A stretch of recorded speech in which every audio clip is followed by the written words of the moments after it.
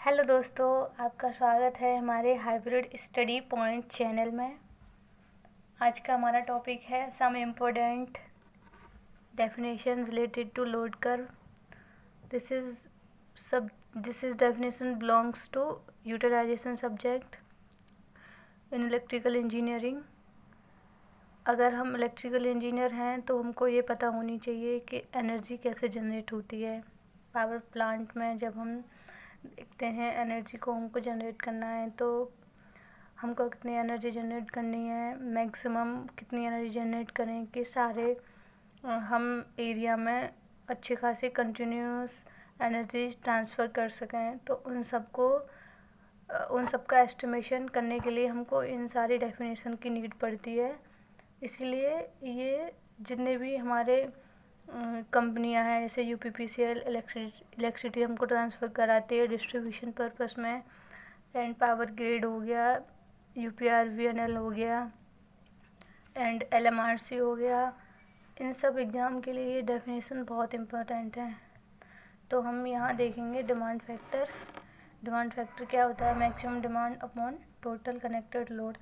Total connected load का मतलब होता है, मैं आपके घर का एग्जांपल देके बताती हूँ। जैसे घर में जितने भी लोड कनेक्टेड हैं, फ्रिज हो गया, कूलर हो गया, मई वॉशिंग मशीन हो गई, आयरन हो गया, एंड गीजर हो गया, लाइट्स, फैन, जितने भी लोड हैं चाहे वो ऑन हो या ऑफ हो सबको काउंट करेंगे। सारे के वोल्टेज प्लस करके यहाँ लिखेंगे।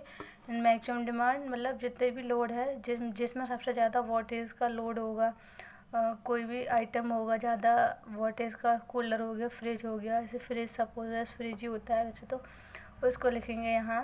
तो हम यहाँ से इस तरीके से डिमांड फैक्टर फाइंड आउट कर सकते हैं। डिमांड फैक्टर हमारा ऑलवेज लेस देन 1 होता है। ये एग्जाम में पूछा जाता है कि डिमांड फैक्टर कितना होता है, ऑलवेज लेस देन 1 होता है।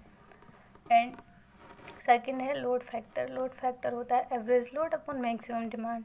तो मैंने आपको बताया कि मैक्सिमम डिमांड क्या होता है, जो हमारे सबसे ज़्यादा वोल्टेज का आइटम होता है वो हमारा मैक्सिमम डिमांड होता है। एंड थर्ड एवरेज लोड या एवरेज डिमांड, जो कि हमारा लोड फैक्टर फाइंड आउट करने में ज़रूरत पड़ी थी।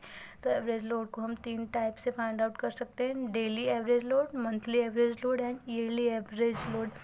एवरेज लोड में हमारी कोई भी प्लांट है वो कितने यूनिट जनरेट कर रहा है। जैसे अगर हमको डे में निकालनी है तो unit generated in per day 124 hour, उसको टाइम से डिवाइड करेंगे।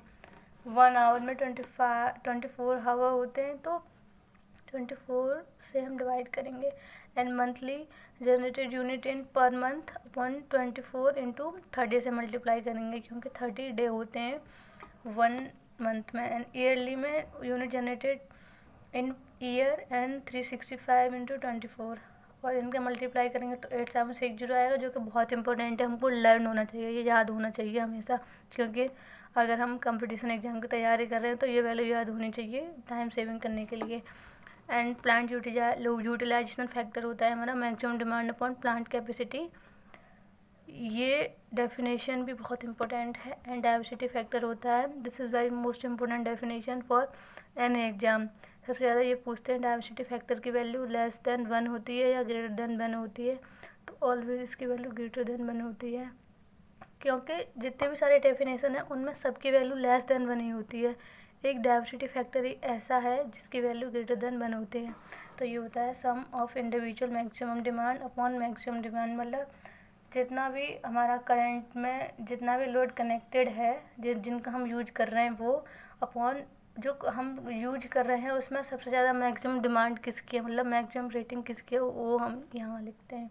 तो हम ऐसे डाइवर्सिटी फैक्टर फाइंड आउट करते हैं।